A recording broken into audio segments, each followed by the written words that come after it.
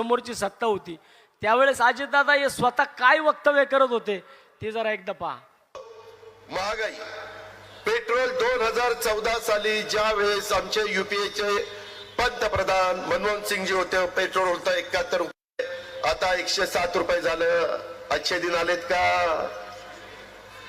53 रुपये होतं 93 रुपये झाले. कोणी केले? भाजपने केले. अच्छे दिन आले का? नाही. सिमेंट 195 रुपये होतं 2014 ला, आता आहे 410 रुपये. आहे का नाही? मग कुणी वाढवलं? भाजपाने वाढवलं. अच्छे दिन आले का? नाही. स्टील 36,000 रुपये टन होतं, आता स्टील झालं 60,000 रुपये टन. या अच्छे दिन